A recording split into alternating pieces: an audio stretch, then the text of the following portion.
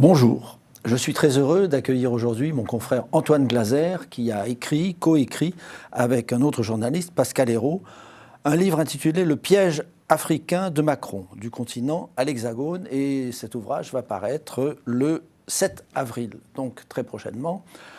Antoine Glaser, merci d'avoir accepté notre invitation.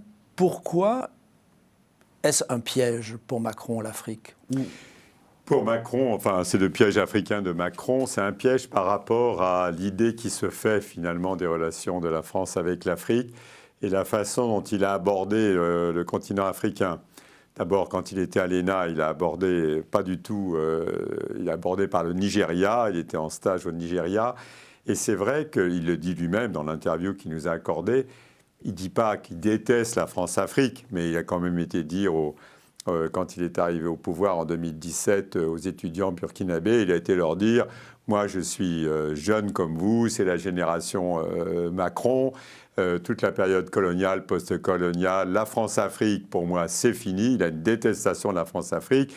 Et lui, il adore le Rwanda de Paul Kagame, il a été voir tout de suite l'Éthiopien. Il veut sortir vraiment du précaré et donc il veut en quelque sorte passer un peu comme l'ardoise magique sur toute la période post-coloniale de la France-Afrique et cette pesanteur et ces ambiguïtés de la présence française en Afrique.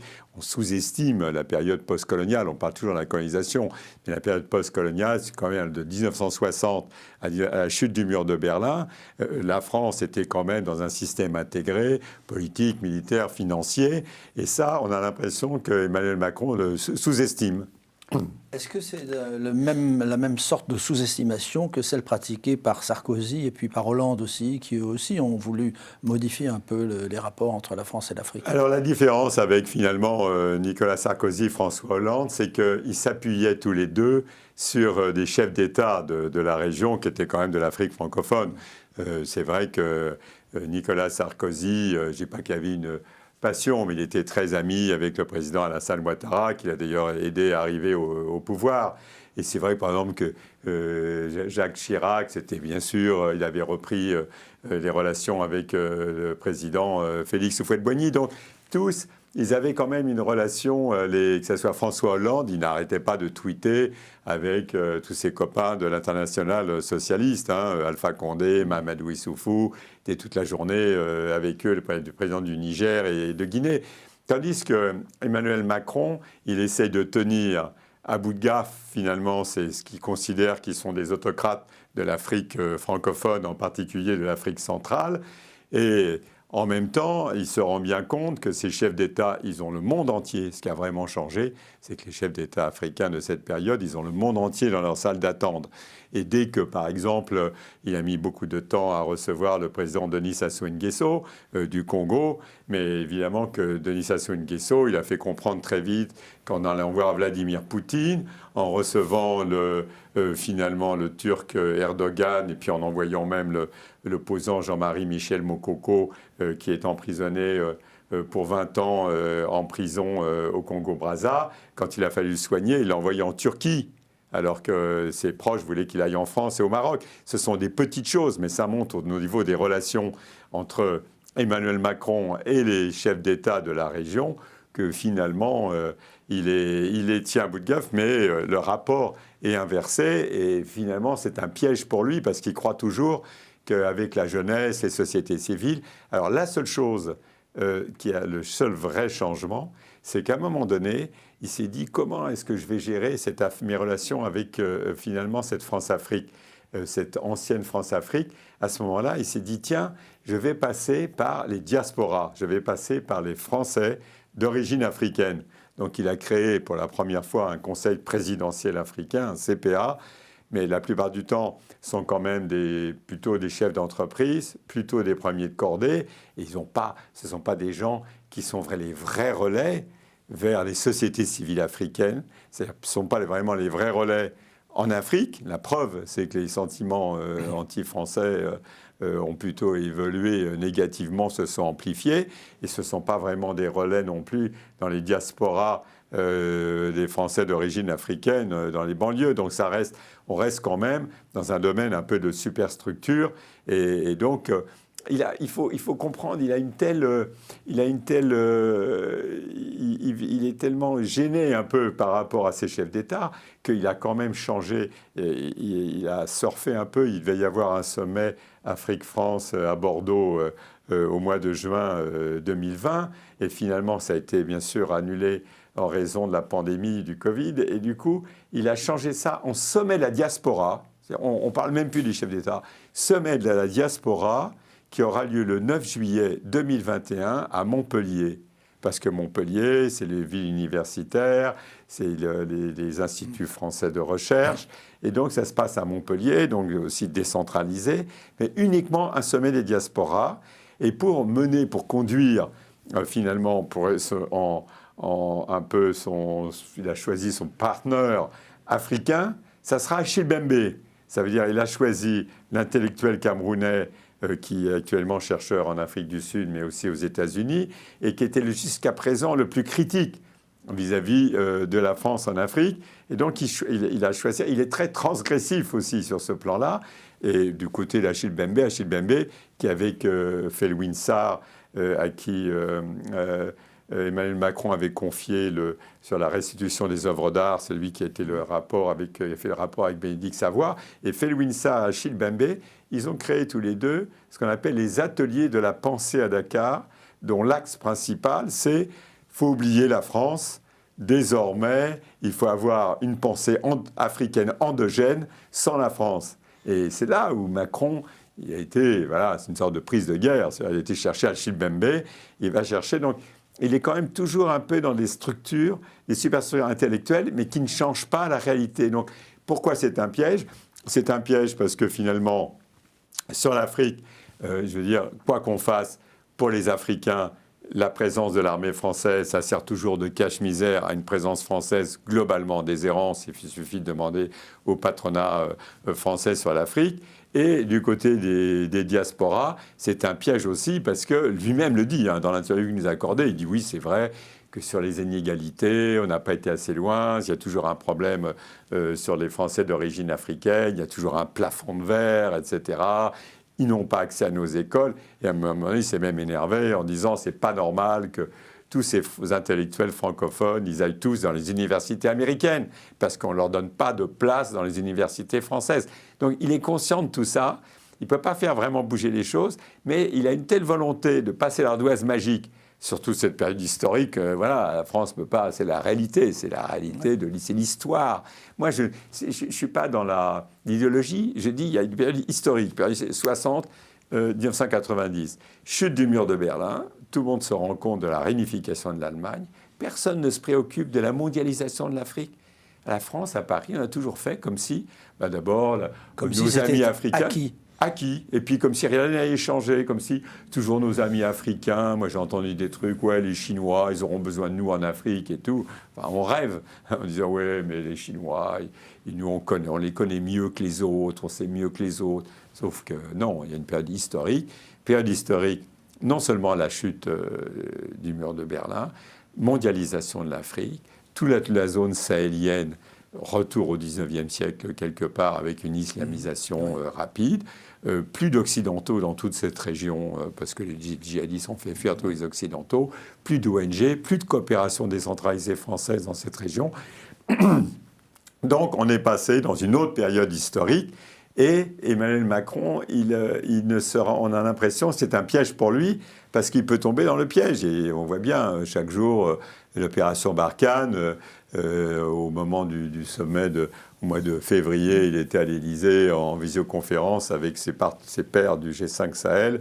Et il disait maintenant la France peut être en première ligne et tout. Sauf que cette semaine le rattrape une bavure présumée. Je ne sais pas si c'est exact ou pas, mais apparemment, il y a quand même un problème avec... il y a une enquête de l'ONU. Une enquête de l'ONU, des Nations 400 Unies. témoignages. Voilà, il y a des témoignages et autres. Bon, c'est possible qu'on sait bien, comme on connaît l'Afrique, qu'il y a eu effectivement des motos avec des djihadistes, mais c'était quand même un mariage, et a priori, un mariage que la France ne conteste pas d'ailleurs, mais en disant, c'est mes 15 types qui ont été tués, c'était des djihadistes. Franchement, ça reste, c'est ça, le piège, il est là. Enfin, on a l'impression, d'après ce que vous dites, qu'il surfe, mais sur des événements, sur des sortes de happenings, mais à côté de l'histoire, et que, tel un surfeur, il sera peut-être englouti par une vague venue d'ailleurs qu'il n'a pas vue. C'est-à-dire qu'on voit bien que chaque jour, il y a une sorte de volontarisme, et quand ça ne marche pas, il passe à autre chose. Hein. Alors, ça veut dire le CPA ne marchait pas, conseil présidentiel africain, ils n'ont pas mobilisé, hop, il va chercher 2 autres protagonistes. Alors il y a une interview très intéressante de Macron dans votre livre, et effectivement, moi, ce qui m'a frappé, c'est l'analyse détaillée qu'il fait des événements. On a l'impression que c'est monsieur je sais tout. Je sais tout de l'Afrique, partout, je sais où sont les divisions, les blindés, les problèmes de l'aviation, les ravitaillements, enfin tout ça. Est-ce que ça lui permet quand même de prendre un peu de hauteur pour prendre des décisions? On peut faire la comparaison aussi avec ce qu'il fait pour la pandémie, parce qu'il navigue à vue, il fait marche arrière, demi-tour, à droite, dans tous les sens, et personne ne sait ce qu'il va décider à chaque fois. Donc, est-ce que ce n'est pas un esprit qui est trop préoccupé par le détail ou... C'est un grand paradoxe, ça veut dire qu'il y a une espèce de volonté de tout faire lui-même. Et c'est le même qui va dire au président burkinabé Roch Kaboré, quand il était fait son grand discours à Ouagadougou, quand on lui dit qu'il y a un moment donné l'électricité pète, qui dit c'est pas mon problème, c'est celui de Roch Kaboré. Il dit ça, mais en même temps en disant la France ne peut pas être partout. Mais il y a une volonté quand même de gérer complètement l'affaire. Quand au mois de 15 février, là, on voit bien au moment qu'il était en visioconférence avec ses pairs africains pour le G5 Sahel, on voit bien qu'il était là à l'Élysée avec ses cartes, en montrant Mopti, Gao, etc., comme si c'était lui, le grand chef blanc, qui allait tout gérer. Après, il est surpris que des jeunes Africains se disent « vous voyez, la France-Afrique, c'est pas terminé, c'est encore le grand chef blanc, là, à l'Élysée, qui va dire ce qu'il faut qu'on fasse sur place. » Et ça, en plus... Ça met à porte-à-faux un peu les chefs d'État africains, parce que du coup, on a l'impression qu'eux, ils sont aux ordres et qu'il les a quasiment convoqués. Donc ça les met à porte-à-faux. En même temps, c'est ce grand paradoxe, en même temps, ils leur demandent de prendre leurs responsabilités. Enfin, je donne toujours l'exemple, mais c'est horrible à dire, mais quand au Nigeria, il y a les enlèvements des écolières, il y a 200 ou Boko Haram et autres, est-ce qu'on entend Boris Johnson se préoccuper de ce qui se passe au Nigeria? Ils considèrent que c'est leur problème. Donc, alors moi, je comprends bien que la France a des relations différentes, historiques, assimilationnistes, un peu néo-paternalistes, etc. Il y a des relations différentes avec l'Afrique. C'est très bien, sauf qu'à terme, au bout de la nuit, qu'est-ce que ça va... Oui. Qu'est-ce qu'au niveau des intérêts français... Alors, quand vous êtes chef d'État à Paris, c'est sûr que Emmanuel Macron, ses pairs que ce soit les grandes puissances au Conseil de sécurité des Nations Unies, on se tourne dans la France que quand il y a des problèmes avec les Africains. Le reste du temps, très peu. Enfin, j'exagère un peu. Mais très souvent, au Conseil de sécurité des Nations Unies, aux Nations Unies, la France garde précieusement, parce que les Chinois voulaient le poste de secrétaire général adjoint aux opérations de maintien de la paix, parce qu'elle a des troupes encore en Afrique. Le jour où elle a plus ses troupes, c'est pas évident que sa position aux Nations Unies, son fauteuil au Conseil de sécurité, elle le doit parce qu'elle est une puissance nucléaire et parce qu'elle est une puissance africaine. Mais si... Voilà. Oui, mais... En agissant de la sorte, en contrôlant les affaires dans les moindres détails, ça ne correspond pas non plus à l'esprit des dirigeants africains qui sont en place et avec lesquels il est quand même obligé de traiter. Eux sont plutôt dans la réflexion, dans la discussion, dans le dialogue, et pas du tout dans cette espèce de vaste fresque où on bouge les pions dans tout le pays. Les chefs d'État africains, ils sont extrêmement habiles.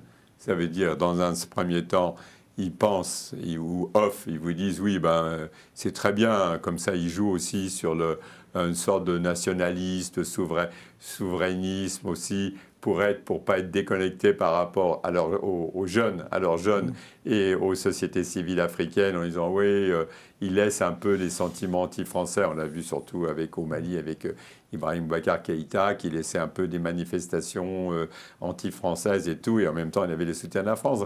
Eux, ils jouent double jeu vis-à-vis de la France. Et en même temps, comme dirait Macron, en même temps, ils ont le monde entier dans leur salle d'attente. Quand on voit même le président du Sénégal, Macky Sall, francophile, à un moment donné, s'il y a des problèmes de sécurité, tout ça, il va se tourner vers la France. Mais sinon, il est la main dans la main, on l'a vu plusieurs fois, la main dans la main avec le président turc Erdogan, en train d'inaugurer des immenses chantiers autour du nouvel aéroport de Dakar, qui sont d'ailleurs, c'était les groupes saoudiens, Ben Laden qui avaient commencé à construire, ce sont les groupes turcs qui ont récupéré ça. Dans le business, les chefs d'État africains, le business, ils font plus ça avec la France. Ils considèrent que la France, c'était bien. Le business politique, la rente politique des boîtes françaises, mais maintenant, c'est terminé. Donc, de temps en temps, ils donnent pour les routes, machin, mais si on regarde de près, c'est très souvent quand même le contribuable français qui va payer pour des boîtes françaises pour continuer à avoir un certain nombre de contrats dans des pays comme la Côte d'Ivoire ou le Sénégal. Il n'y a plus une boîte française dans le BTP qui arrive à passer par rapport aux Chinois. Hein. À cause du prix. À cause du prix. Bien sûr, à cause du prix. Et je veux dire, un pays comme le Congo-Brazzaville, ils sont endettés à 70% de la dette du Congo, c'est porté par la Chine. On ne mesure pas la mondialisation de l'Afrique avec ses dirigeants, même les jeunes qui vont maintenant, on me dit la ruée vers l'Europe, mais ils vont en Chine, ils vont en Russie, ils vont dans le monde entier. Ils ne sont pas sur l'Europe, ils vont de plus en plus, ils vont aller. Moi, j'ai des copains africains, quand ils n'ont pas de visa pour aller en France, ils vont au Maroc, à l'université de Fès. Un rapport a été remis récemment au président Macron à propos du massacre, du génocide des Tutsis au Rwanda. Quelle est votre opinion sur cette affaire et sur les conclusions de ce rapport ? Alors je pense que c'est un rapport qui touche du doigt ce que moi j'ai pu connaître, parce qu'à cette période, c'est terrible ce que je vais dire, parce que c'est quelque chose qui n'est pas dans le rapport, mais qui est une réalité que moi j'ai vécue à cette époque. C'est à quel point ce génocide rwandais et à quel point la présence de la France au Rwanda était totalement sous-estimée et négligée comme un sous-dossier en France. C'était la période, ça se sent même quand vous avez des déclarations même d'Hubert Védrine ou Alain Juppé. Hubert Védrine, je crois que c'est dans un livre de Laurent Larcher qui a fait tout un livre et qui avait interviewé sur le Rwanda et qui avait interviewé à la fin les personnalités françaises. Et Hubert Védrine, moi, il s'énerve, il dit « Mais qu'est-ce que vous croyez ? Moi, à l'époque, je ne m'occupais pas du Rwanda. C'était la grande affaire, c'était la chute du mur de Berlin, c'était la réunification de l'Allemagne, c'était les rapports Est-Ouest, etc. » Donc, ce dossier a été totalement négligé, sous-estimé, se gérait entre François Mitterrand, deux généraux qui a été dans l'esprit un peu du syndrome de Fachoda en disant les anglo-saxons vont venir, que les Belges sont incapables de gérer leurs anciennes colonies, le Rwanda et le Burundi, au nom de la francophonie, et une alliance un peu entre ce syndrome un peu de Fachoda, les anglo-saxons arrivent, et en même temps à l'Élysée, les conseillers de Mitterrand, je me souviens, il me disait « Arrête de nous emmerder, Antoine, avec le Rwanda. De toute façon, maintenant, c'est la Baule, c'est la démocratie. Les Hutus, à Biarimana, ils sont 85%. Je me souviens de cette phrase, il disait « Le petit père à Biarimana, il est là pour des décennies. » Ça veut dire une sous-estimation, cette alliance entre, finalement, le syndrome de Fachoda et surtout, Mitterrand, malade. Personne n'osait rien lui dire, il était cadavérique. J'ai fait les derniers voyages là, sur l'Afrique et tout, j'étais au Niger, même pris, c'était le docteur Gubler là, qui donnait des cachets, il était très très mal. Personne n'osait lui dire un mot. Et donc c'était une affaire qui était totalement sous-traitée, etc. Donc le rapport rend bien cette alors il y a ceux qui pensent qu'il n'a pas été assez loin parce que ils n'ont pas traité la grande affaire, ça reste de savoir qui a tiré sur l'avion de Juvénal à Biarimana. que ce soit Marc Trévidic, le juge français, ou d'autres disent oui, c'est les extrémistes ou tout. D'autres disent voilà, non, c'est plutôt ça, c'était Jean-Louis Bruguière, etc. Moi, franchement, j'ai pas enquêté au Rwanda, je vais pas faire le malin, je serais incapable de. J'ai pas de. Là-dessus, moi, j'aime bien. Voilà, j'ai pas travaillé sur le dossier, je peux pas vous dire. Moi, j'ai lu des rapports, mais encore une fois, moi, ce qui m'a pour faire court. Pour faire mon précédent bouquin, Nos chers espions en Afrique, j'avais rencontré Claude Zilberzahn, le patron du SDEC. Et j'avais été hyper étonné parce qu'il m'avait dit, mais vous savez, Antoine Glaser, j'ai été voir le président Mitterrand avant qu'on intervienne au Rwanda. Je lui ai dit, Monsieur le Président, on a très peu d'hommes sur place et on ne connaît pas la région. Et bon, et finalement, on ne m'a pas écouté. Mais ça veut dire, encore une fois, ça montre aussi... on pourrait aussi faire le passage sur le problème du pouvoir en France. Ça veut dire le monarque peut tout décider en France. Le chef de l'État, c'est vraiment, pour tout ce qui concerne l'armée et la politique étrangère, même en cohabitation, il fait ce qu'il veut. Donc ce génocide est dû peut-être à la négligence de Mitterrand ? C'est même pas la négligence, c'est le dossier qui était sous-estimé au niveau administratif français. Ça veut dire, il y a pas, on voit le général Varret et d'autres le disent bien. Dossier sous-estimé. Et au niveau de Mitterrand, je pense qu'il restait profondément vis-à-vis de l'Afrique paternaliste. Alors, on peut dire aussi arrogant. Ça veut dire, oui, finalement, le Rwanda, c'est un petit pays, les Belges sont incapables de le gérer, on va s'en occuper. Puis à chaque fois qu'il y avait des problèmes, on rajoutait des militaires. Sous-estimation complètement de la région, méconnaissance, etc. Arrogance en pensant que la France, c'est encore la France. Et Mitterrand, il pensait quand même, pour lui, franchement, ces petits pays africains, il était quand même toujours dans son esprit de la quatrième. Hein. On va gérer ça. Il sous-estimait. C'était, oui... On voyait, enfin, moi j'ai vécu tous les sommets franco-africains où il y avait tous ces chefs d'État, c'était très paternaliste. Et est-ce qu'on va en rester là ? Ce rapport, c'est la fin ? Alors le grand problème, maintenant, on parlait tout à l'heure, on parle toujours de la France-Afrique, mais on sous-estime l'Afrique à France. Ça veut dire maintenant, le grand danger pour la France, c'est que finalement, le Paul Kagame surfe là-dessus. Ça veut dire Paul Kagame... compte tenu à un moment donné, je crois que c'est en 2008, où il y avait un rapport rwandais qui s'appelle le rapport Mussio, qui mettait en cause un certain nombre de généraux français, qui mettait en cause un certain nombre de responsables français, je crois, Hubert Védrine ou Juppé et autres. Et donc, lui qui peut le poursuivre, pour les poursuivre sur le plan judiciaire. Donc, la France... du côté de Rwandais, enfin là, je pense que Macron, il pense que ça y est, la messe est dite. Mais à mon avis, ça m'étonnerait beaucoup que les Rwandais ne demandent pas ce qu'avait demandé Paul Kagame, soit que la France s'excuse, soit eux, ils poursuivent. La CPI. La CPI. Donc, il ne faut pas croire qu'on est dans un...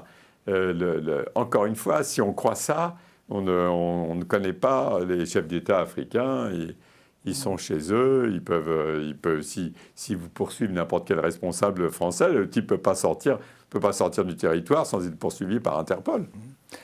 Alors pour terminer, quelle est votre conclusion, la vôtre personnelle, parce que dans le livre il n'y a pas vraiment de conclusion. Est-ce que la politique africaine du président Macron est un échec ? Alors moi je suis pas, comme je dis toujours, c'est une facilité. Mais c'est vrai que je suis un peu au-delà du bien et du mal. Ça veut dire, je n'aime pas juger en disant voilà, moi je suis un observateur, donc j'observe que c'est un piège, la façon dont il voit l'Afrique. Mais sur le fond, je pense que voilà, il y a une nouvelle période historique. Il faut laisser les Africains s'organiser eux-mêmes et faire eux-mêmes, etc. Il faut arrêter avec le paternalisme, il faut arrêter avec nos amis africains. Ils ne sont pas plus nos amis qu'ils le sont avec d'autres, etc.